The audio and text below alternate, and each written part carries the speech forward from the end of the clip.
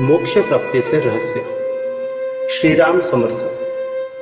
सद्गती आणि परमपदाची प्राप्ती व्हावी अशी ज्यांची खरी तीव्र इच्छा असेल त्यांनी सदा सर्वदा अखंड रामनामाचे स्मरण करावे. श्रीरामाची निष्काम आणि दंभविरहित भक्ती करून कृतार्थ व्हावे.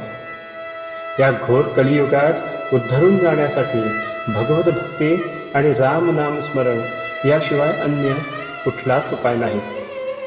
आयुष्याचा भरवसा नाही, म्हणून शक्य तितक्या त्वरेने व तळमळीने कृतार्थ होण्याचा प्रयत्न करावा. परमार्थ प्राप्तीचे सर्वश्रेष्ठ साधन सत्संगती हे होय. सत्संगतीच्या योगाने असंख्य लोक उद्धरून गेले. भूतदया, क्षमा, शांती, विवेक, वैराग्य, समाधान, प्रवृत्ती मार्गाचा त्याग, निवृत्ती मार्गाचे आचरण इत्यादी अनेक गोष्टी सत्संगाने अनायासे साध्य होतात आणि काम, क्रोधादी हटरिपू, परमार्थाला विघातक असे दंभ, अहंकार आपोआप लयास जातात. सत्संगाचा महिमा खरोखर अपार आहे. संतांच्या संगतीत सदैव भगवत चर्चा, भगवत गुणसंकीर्तन, राम नाम स्मरण आणि सदुपदेश चालत असल्यामुळे त्याच्या सान्निध्यात राहणाऱ्याच्या कानी हेच पडत राहते आणि त्यायोगे त्याचे चित्त परमात्म्याशी तद्रूप होऊन जाते.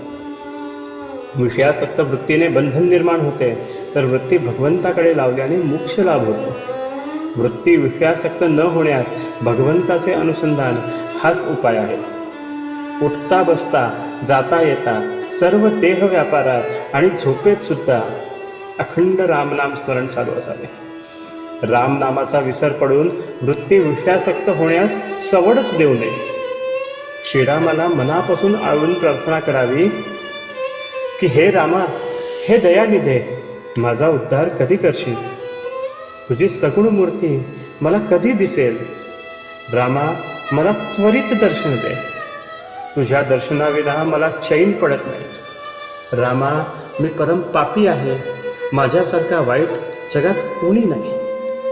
हे दयार्णवा, या भवसागरातून मला शीघ्र पार ने. मला संतती, संपत्ती इत्यादी ऐहिक अशाश्वत सुख काहीच नको. मला तुझ्या चरणी दृढ भक्ती दे. माझ्या जिव्हाग्री नेहमी तुझे नाम वसव. माझे कान तुझी कथा ऐकू. माझे मस्तक तुझ्या चरणी नत असो. माझ्या हातांनी तुझी पूजा घडव. माझ्या पायांना तुझी प्रदक्षिणा घडव. रामा, मी अज्ञानी आहे, विवेकशून्य आहे. तूच माझ्या हृदयात वसावे आणि तुझ्या चरणी मला प्रेम उत्पन्न होईल असे करावे. श्रीरामा, मला कुणाचा आधार नाही. मला माता, पिता, आप्त, जिवलग सर्व तूच आहेस. हे कृपासागरा, अज्ञान नाशका श्रीरामा, तूच माझे रक्षण कर. अशी तळमळून प्रार्थना करून त्याला अनन्य भावाने शरण जावे. पाप मार्गाकडे प्रवृत्ती ठेवू नये. पापकर्माकडे वळू नये.